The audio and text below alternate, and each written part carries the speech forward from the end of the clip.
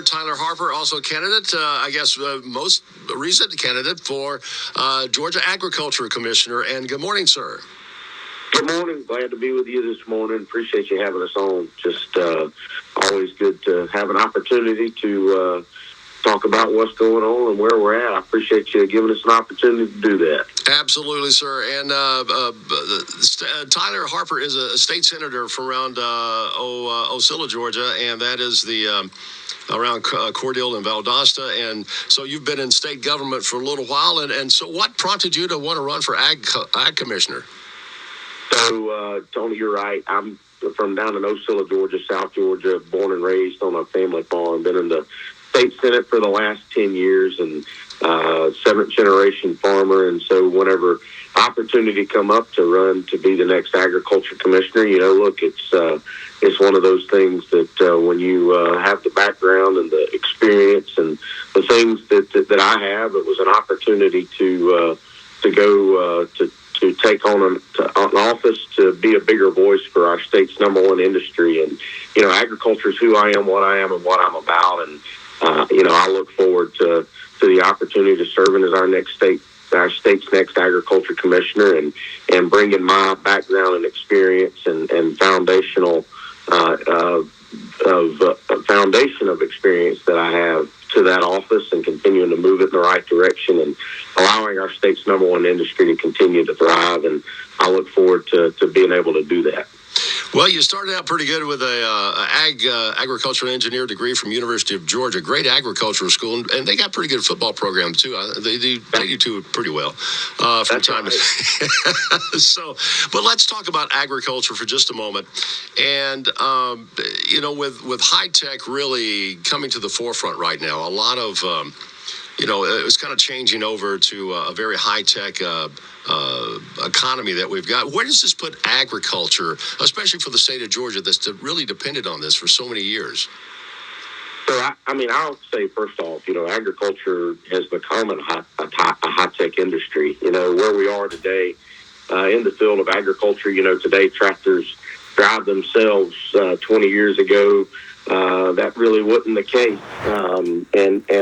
We have tractors that have thousands of lines of computer code in them. We have automated systems in our manufacturing facilities and processing facilities.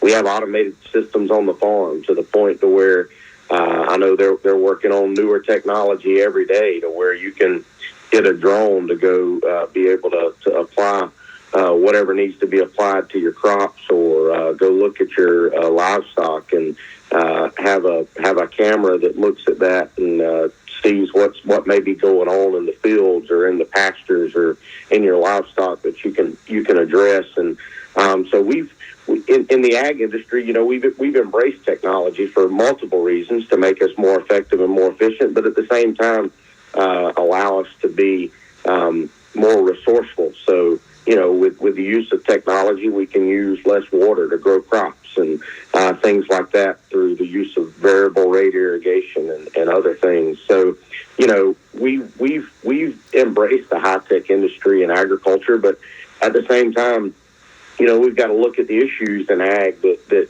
give us concern at the fact that we might not have enough farmers or producers going forward, which is why it's important that we invest in the next generation, and that's in technology and in human capital, because that investment in technology is so important going forward, but also making sure that we have people that are willing to go in the industry, because it's a lot different than it was 30, 40, and 50 years ago.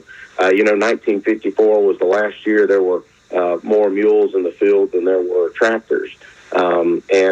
So we've done what we could to advance along as well, but at the same time, we've got to ensure that we're increasing access to capital for beginning farmers, continuing to invest in that next generation through things like ag education and higher education through our technical colleges and our university system as well, because finding and ensuring that we're investing in those folks that are willing to go in the industry. But we've also got to continue to solve the issues. In the last 10 years, we saw in agriculture a 20% reduction, almost a 20% reduction in the retail dollar going back to the family farm. which means less and less of that retail dollar goes back to where it started. And that's a lot of the reason we've seen a lot of issues in ag and where we don't see as many producers and growers. So from labor to the issues we're dealing with today with inflation and other things, we've got to continue to work on those to ensure that we have a promising future for our next generation of producers and those who are willing to be involved in agriculture.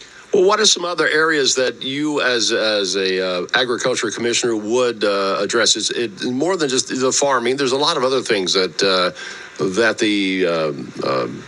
ag office controls, or rather oversees, and what are those? That's right. So the Department of Ag sees everything from the grocery store to the gas pump is the easiest way to put it. But feed and fertilizer to pest control to companion animals to animal health to meat inspection to food inspection. So it's pretty vast in what the department oversees. I tell people all the time the Department of Agriculture impacts every Georgian every day. And it's a significant agency that impacts your life every day. Well, and the closing seconds here, we only have just about a minute to go. But what is a major goal that you have that you want to bring to the Agriculture Commissioner's office should you be elected? Look, continuing to invest in the Georgia Grown program, which has been so successful. I said this earlier, investing in that next generation of technological advancement as well as human capital and those that want to go into the agricultural field. I think doing that and finding ways to address the problems that we have in the ag industry and promoting and protecting Georgia's number one industry is a primary goal of what I'll have as the next ag commissioner. And I look forward to working on those things, working on those issues, and being a champion for our state's number one industry as the next ag commissioner. And I believe I got the background, the experience, and the foundational involvement to do that. And I look forward to serving our state as its next commissioner. All right, that's going to give us, that's all the time we're going to have here for you. But Tyler Harper, thank you so much.